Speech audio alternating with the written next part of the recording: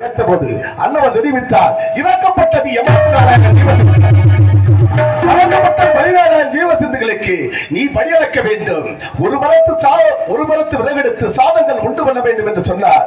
அப்படியாக இருந்தால் என் தோஷத்தை எங்கே நீக்க வேண்டும் என்று கேட்டபோது, உன் குலதெய்வம் குடியிருக்கக்கூடிய அகன்ற காவிரியிலே நீ அந்த ஆற்றிலே நீந்து வரக்கூடிய மீன்களுக்கு இறை தான தர்மமாக செய்ய வேண்டும் என்று சொல்லிவிட்டார்.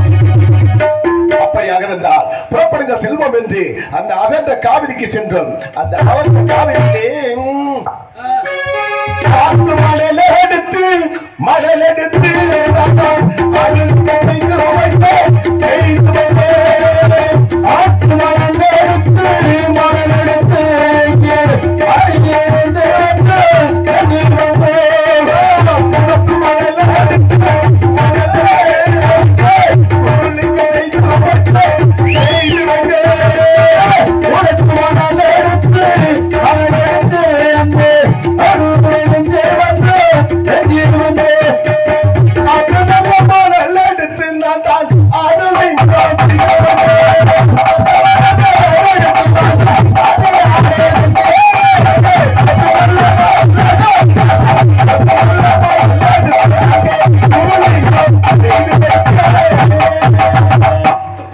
மணல் எடுத்து அரலிங்கம் செய்தேன், குளத்து மணல் எடுத்து குருலிங்கம் செய்தேன். லிங்கம் செய்தால் போதுமா? அதற்கு அழகான மலர்களை கொண்டு வர வேண்டும். அந்த மலர்களை வைத்து பூஜை செய்கின்ற போது இறைவனை கருணை கொண்டு பூலோகத்துக்கு வர வேண்டும், எனக்கு குழந்தை செல்வம் கொடுக்க வேண்டும் என்று சொல்லி உடனே அருகில் இருக்கக்கூடிய தோட்டங்களுக்கு சென்று அங்கு வண்ண வண்ண அழகான மலர்கள் பூத்துக் கொண்டிருந்தது. அந்த மலர்களை எடுக்க வேண்டும், இறைவனுக்கு அபிஷேகங்கள் செய்ய வேண்டும். ஏனென்றால் அப்பத்தான் அங்கு இறைவன் வருவார், எனக்கு வரங்களை கொடுப்பான் என்று அருகில் இருக்கக்கூடிய தோட்டாத்தூர்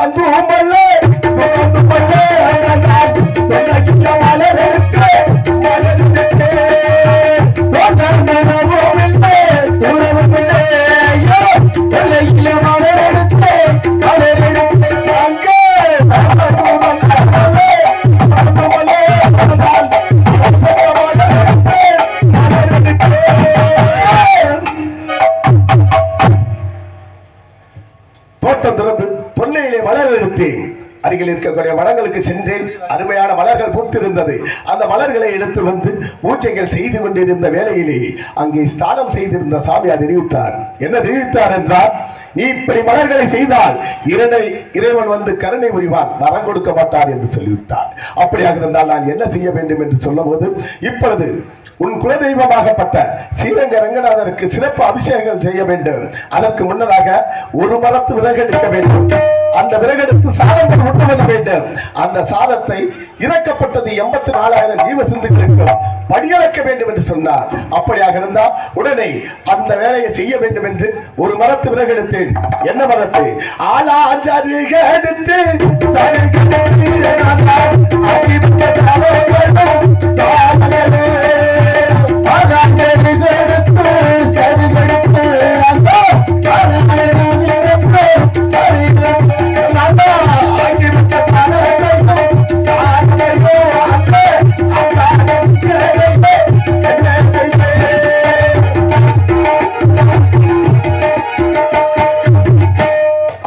எடுத்து ஆக்கி வச்சு சாதம் ஆங்காக நீங்கவில்லை.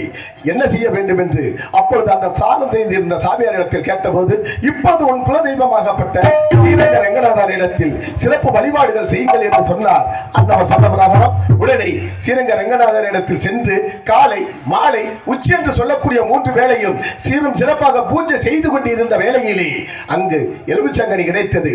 அந்த எலுமிச்சங்கனியை பூஜையிலிருந்து பெற்று நான் எனது மனைவியிடத்தில் கொடுத்தேன். அன்னவர் இப்பொழுது கருவுற்று நிறைமாத கர்ப்பணியாக இருக்கின்றார்.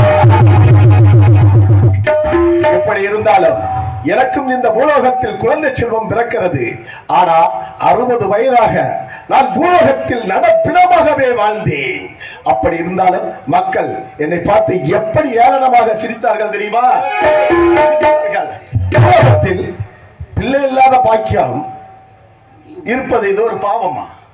அதற்கு மக்கள் அடிக்கடி பண்ணிட்டு இருக்கியா? அப்புறம் தான் எல்லாம்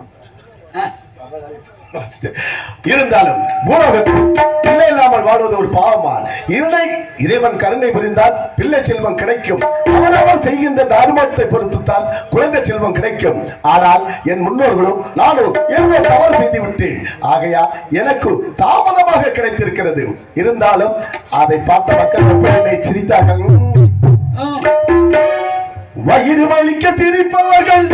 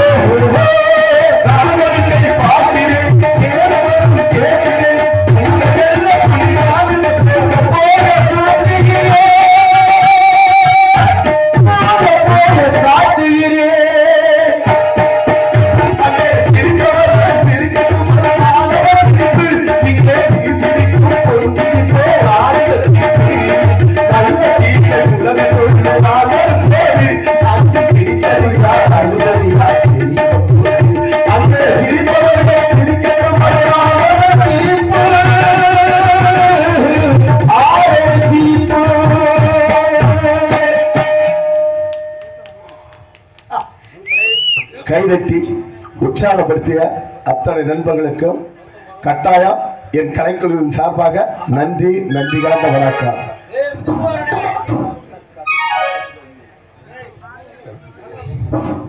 சரி, இருந்தாலும் நான் எனது என்று இல்லாமல் நாட்டு மக்களின் நலன்களை பற்றி விசாரிக்க வேண்டும். அதற்காக எனது மதியில் சிறந்த மந்திரி அழைக்க வேண்டும். நாட்டில் உள்ள குறை நெறிகளை அறிய வேண்டும். தேவையான உதவிகளை செய்ய வேண்டும். அதற்காக என் மதியில் சிறந்த மந்திரி அழைக்க வேண்டும். ஜாதங்கி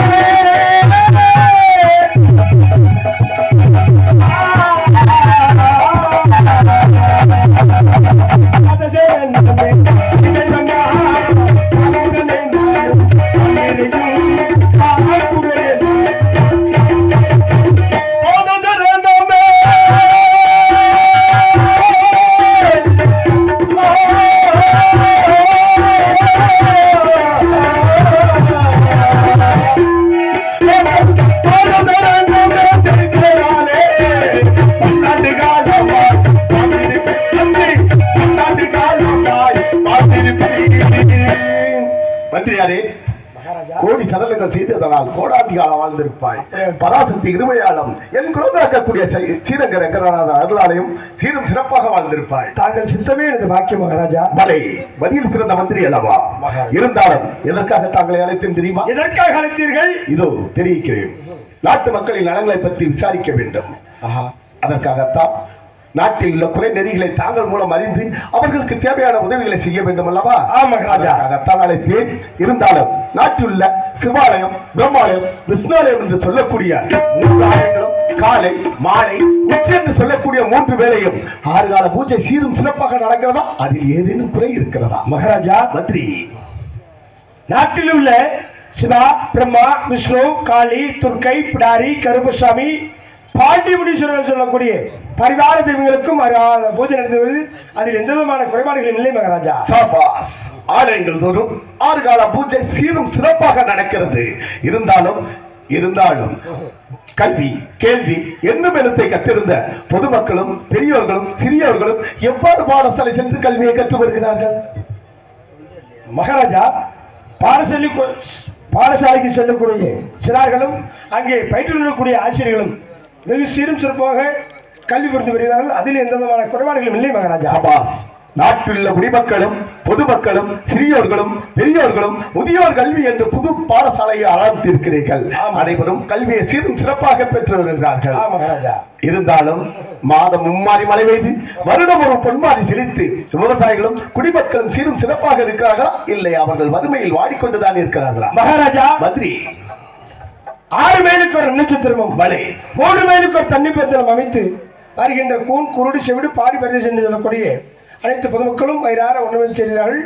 அது மட்டுமில்லாமல் அறிவு கூறும் அந்தனருக்கு ஒரு மலையும் கற்புடைய மாந்தருக்கு ஒரு மலையும் நீதி நெறிமுறை தாங்களை போல மன்னருக்கு ஒரு மலையும் இப்படி மாதம் 3 மாறி பொழிந்து வருடம் ஒரு பொன்மாறி பொழிந்து மக்களிடம் எல்லாம் சீரும் சிறப்புமாக இருக்கிறது. அது எந்த விதமான குறைபாடுகளும் இல்லை மகாராஜா. மந்திரியாரே, இல்லை, விவசாயிகள் அனைவரும் தலை நிமிர்ந்து நடந்தால்தான் நாம் அனைவரும் இந்த நாடே சீரும் சிறப்பாக இருக்கும்.